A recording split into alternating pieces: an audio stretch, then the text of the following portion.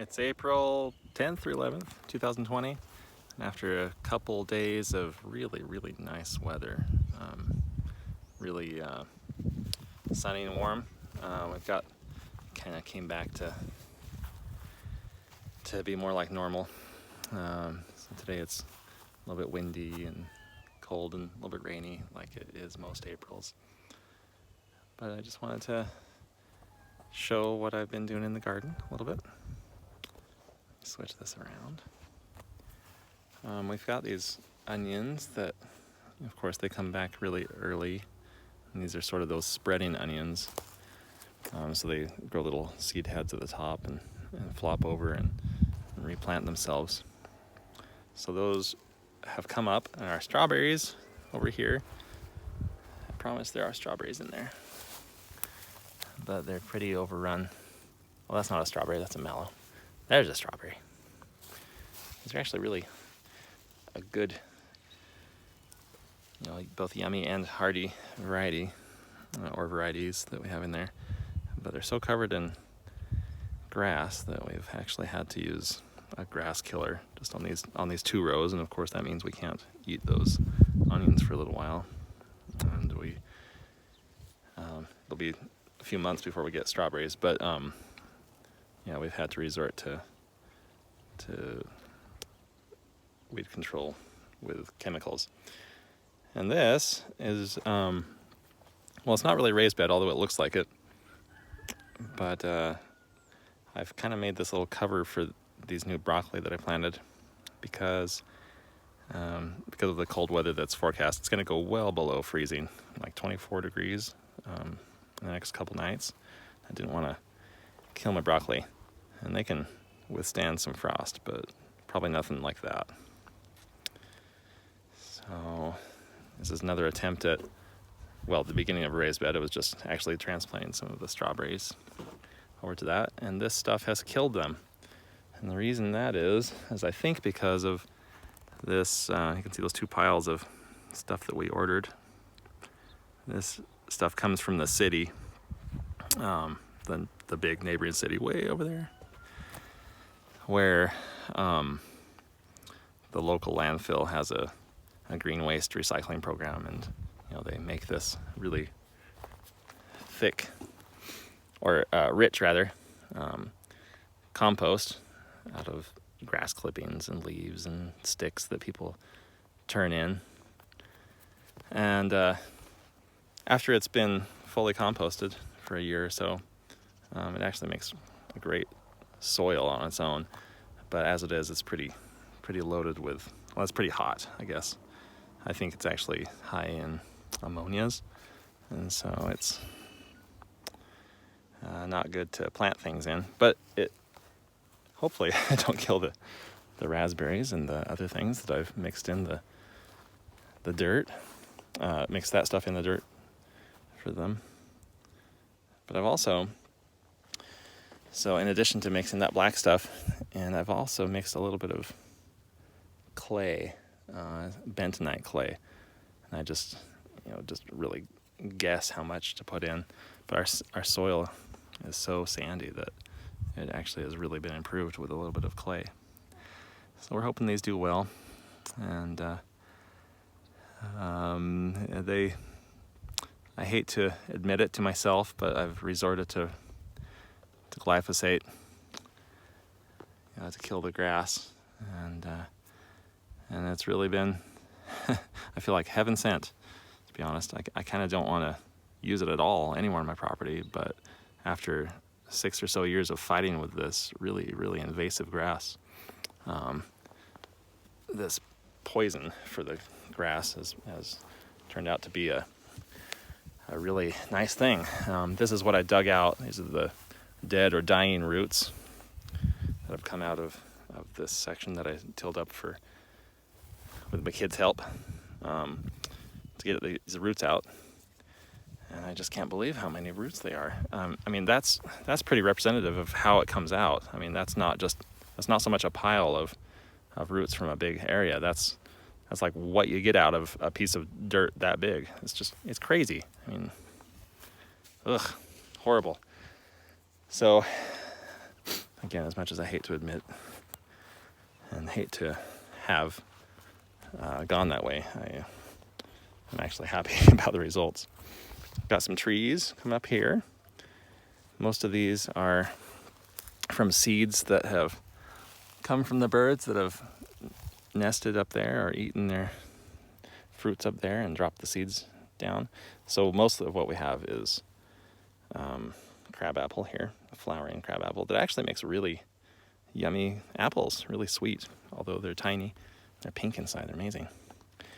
And this looks like a Chinese elm, which is nice. It's a nice, good, hardy shade tree for this area. And another tree that I just love is marshmallow. This is burnt marshmallow. These Russian olives, and the reason I love them is because you almost can't kill them. And around here, where trees are a little bit hard to come by, it's nice to have a tree that will survive almost anything. And in my experience, they can be controlled and made into a very beautiful tree, even though a lot of people consider them weeds out here. Yeah, let's see here. The house is, well, about the same.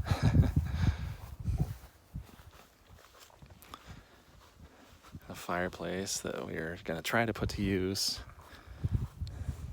Gonna plant some veggies out here. I've had some really good luck with vegetables back here.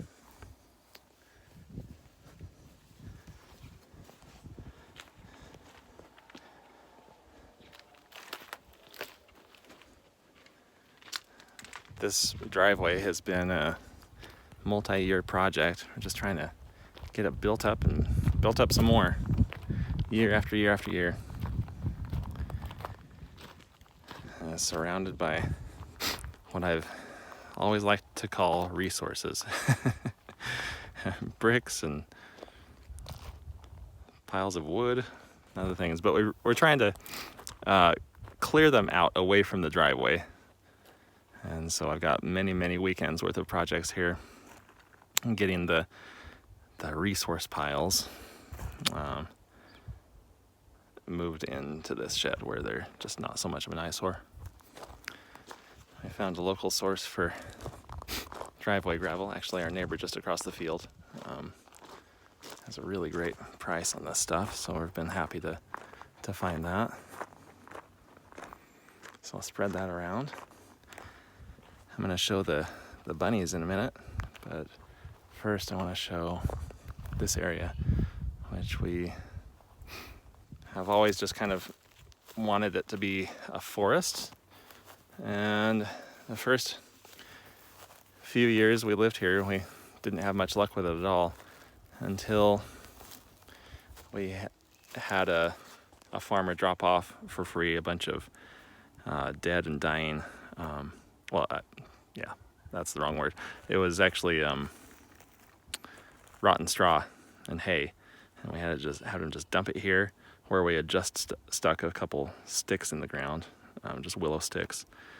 And lo and behold, those sticks, as compared to the other ones on the other side, have grown so much more. This is 20 or more feet tall, whereas other ones that we planted at the same time, like the one by the mailbox, are only 5 feet or so tall. So with the combination of that rotted straw and the wood chips, we've found that trees do really well.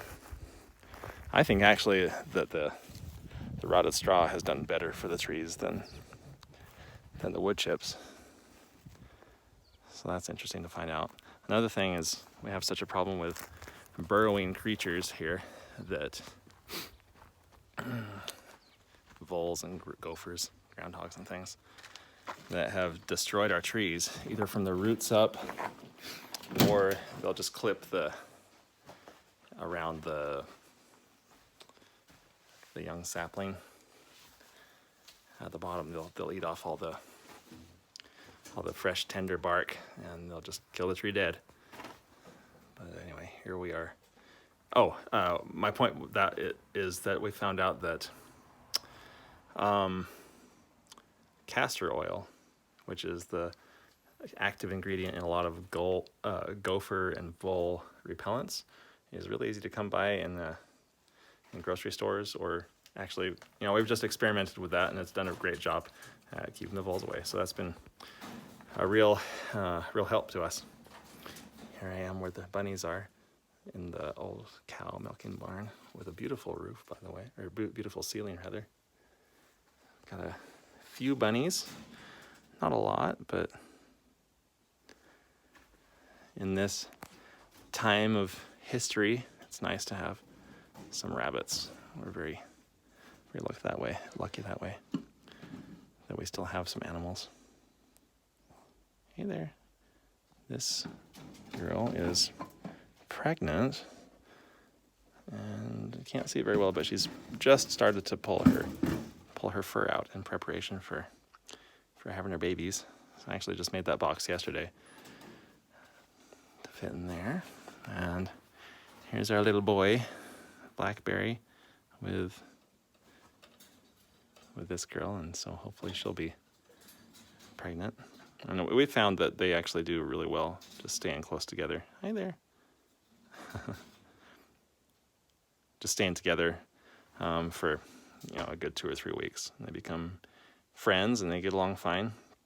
And then when she's about to have her babies, we'll either move her out, give her a nest box, or move him out and just kind of start the whole process again.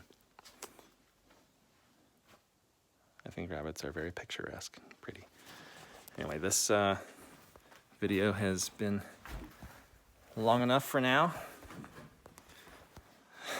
I love this. It's just fun. Wood for future projects.